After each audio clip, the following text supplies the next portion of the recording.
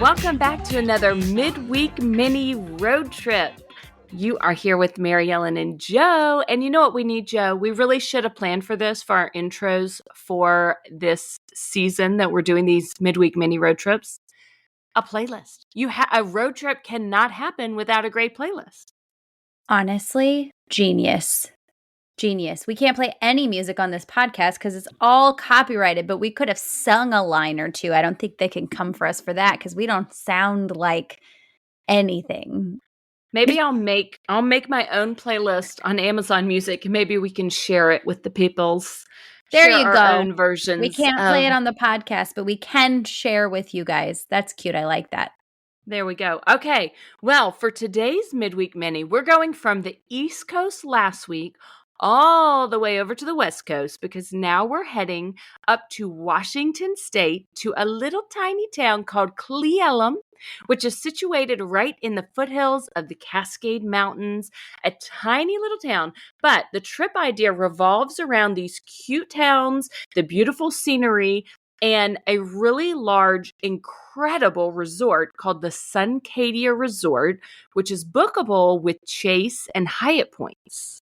It looks like heaven. Okay. And I already love this side of the country. I have a very special nostalgic place in my heart, specifically for Seattle, which is where you fly into here. My mom took me there on a 16th birthday trip.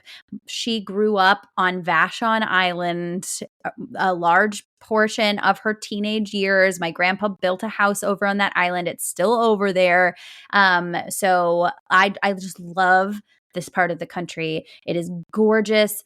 I love the mountains. I love the trees. I love the coast. I love the islands. And this place I've never even heard of.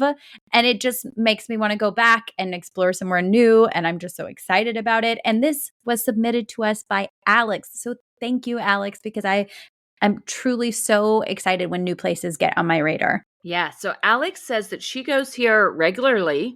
This is a Category 5 Destination by Hyatt property, which, like we mentioned last week with the Pell up in Rhode Island, that was a JDV by Hyatt property.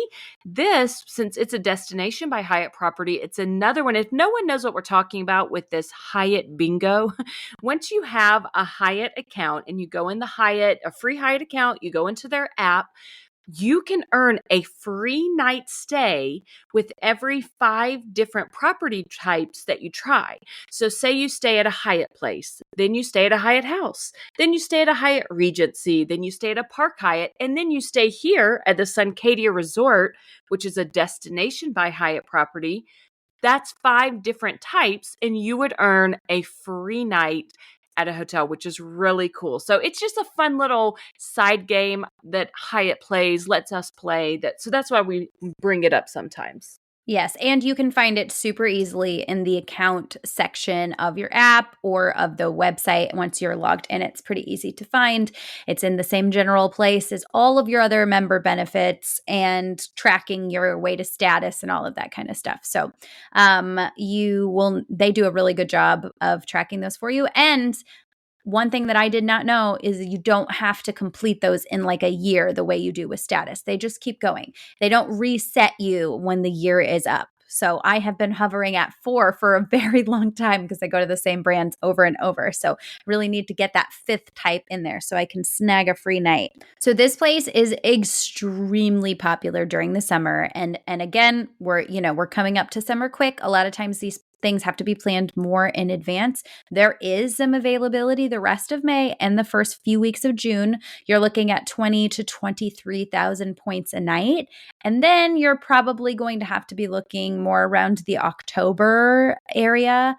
Although honestly, October sounds like an amazing time for this part of the country, in my opinion. Oh yeah. Just gorgeous there in the fall. So very, very popular in the summer. You definitely need to be planning. But Mary Ellen, why Cle Elum?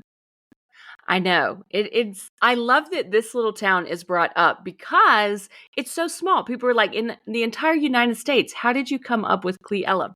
So Alex, our listener, says, for people that don't live in the Pacific Northwest, Suncadia is a great option for people who want to visit it, but don't want to stay in Seattle. Like maybe you fly into Seattle, you do that for a hot minute, but you're not so much a city person. You really want to get out into nature. Then Cle Elum and the Suncadia Resort can be the way to go. So you would fly into Seattle, get a rental car, and drive to the resort. You know that we have lots of good ways to use points for rental cars. So keep those ideas in the back of your mind, whether it's a points earning opportunity through a lot of the portals, a lot of the credit cards that earn, say, 5% on rental cars, or whether you use your Capital One Venture points to erase the rental car so that you can be really eliminating the out-of-pocket costs for a trip like this. That's a good idea too. So you Mhm. get your rental car, you go down to Cle Elum, and it's also a great opportunity for even people who live up in the Pacific Northwest. It's great for a staycation because it provides a needed quiet break from that busy I-5 corridor. And so it's a resort, not just a hotel. There's pools. So the summertime is lovely. There's winter can be magical there too, Alex says. It's not just for summertime. So keep that in the back of your mind. We're doing a summer road trip. So we're talking a lot about the summer amenities, but Alex assures us that it is lovely in the winter too. I mean, yeah, I am the kind of person that loves a hotel that has a bathroom with a bathtub with a window that opens, because in the winter, or you could kind of do this with a hot tub. In the winter, I love like a hot body of water and freezing cold air. And apparently this place has an outdoor heated pool, and it's very magical in the winter, and I'm sold on that. I am sold on this as a winter destination, which is another reason I say, guys, keep submitting your ideas, because we might just keep this series going forever. But it's clearly absolute perfection for the summertime as well. So we asked Alex what surprised her about Suncadia, and she said how big the property is was really surprising. It offers a ton of activities in the summer, including golf and axe throwing, which is awesome. And if Love you have it. a family, yeah. Seriously, I was just at a Renaissance fair last weekend, and I was like wanting to get in on the axe throwing, but I don't really want to embarrass myself. So I didn't, but I watched. She also said if you have a family full of hikers, there are options just on the property. There are over 40 miles of hiking and biking trails on the property. That's insane. That's It's massive. completely crazy. And I love a nature walk. I love a hike. I love it. The fact that you can just get up and walk out your door and you're just there and have all these hiking options. Love it. Also, apparently there's options for non-hikers. So, what are the options for non-hikers? There are multiple pools, water slides. There is outdoor pools, both outdoor heated pools, because people always ask that. That's actually something that I've learned as I've dug into travel more and more.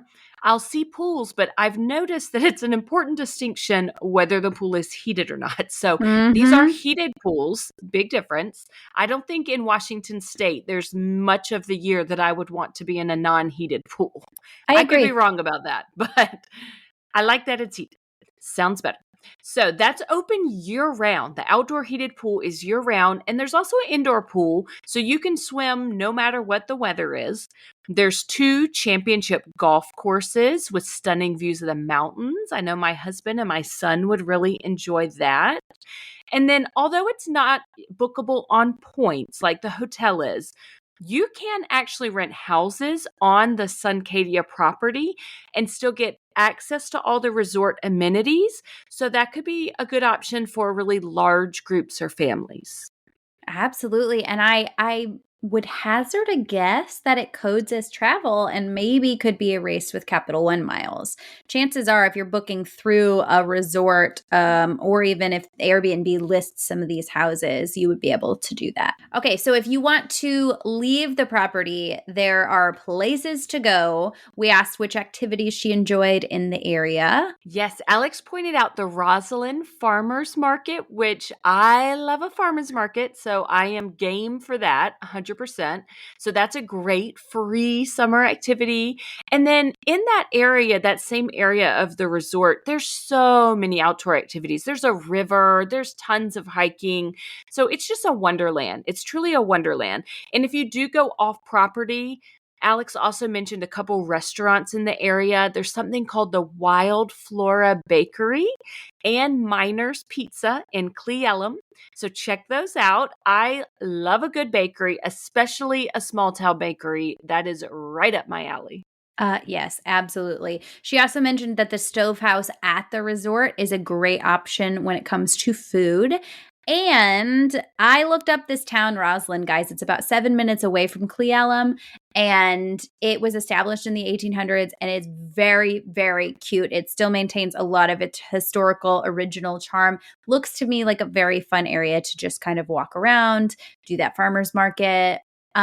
There's just a lot to offer in this area. And of course, anything we suggest, you can always take and run with it. Let us give you the bones to an amazing trip, and then you build it out however your heart desires. But we just want to give you a framework for these really fun, kind of unheard of domestic destinations. Yeah, for me, I think coming all the way from the East Coast, I'm in the DC area, so I don't get up to the Pacific Northwest very often.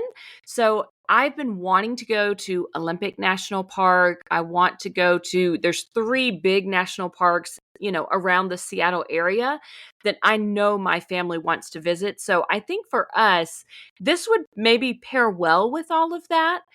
Fly into Seattle. It would need to be a little bit of a longer trip, but fly into Seattle, get a rental car, hit up some of the national parks, and also maybe spend, because we do a lot of moving around when we're on trips. We go here for a couple of days, we go here for a couple of days, but this resort seems almost like a place that you could settle and you could stay there for a week and have tons to do. So I don't know. For me, I think I would need to pair it maybe with a national parks trip, hit up some national parks, and then go chill at the resort would be really fun. I agree completely. Yeah, you have to go 2 different directions for that. So you would go kind of one way from Seattle to do your national parks, but maybe then you finish up your trip on the other side of Seattle and then come on back. There's really never a dull moment. I feel like driving through that part of the country. Like, it's just so stunning to me. I would drive in that for hours, and it would never ever upset me because it's just I know gorgeous. driving in new places is not as annoying as, we drive constantly from up in the DC area down to visit family, the same roads over and over and over. And Yep. that's not so exciting. But I feel like when I'm in a totally new area of the country, I don't mind the fact that we would need to go all the way around Seattle, 360, like the whole state of Agree. Washington practically. But it would all be so new and interesting that I think it'd be really fun. I agree. I agree completely. I feel exactly the same way about driving in new places. So, all right, guys, wrapping up number 2 of our summer road trip series. We are excited to come back next Wednesday with number 3, but stay tuned for Monday's episode because obviously that one's coming out first because Monday comes before Wednesday, guys. Yes, it does. She's sharp as a tack over here. All right, guys, we'll see you next time. Bye. If you enjoyed this show today, please consider writing us a review or clicking 5 stars wherever you listen to your podcasts. And please subscribe and follow along so that you never miss an episode. You can follow the podcast on Instagram or YouTube at Wonderland on Points Podcast. You can find me on Instagram at Family Travel for the Win with the number 4. And you can find me on Instagram at Points to Wonderland.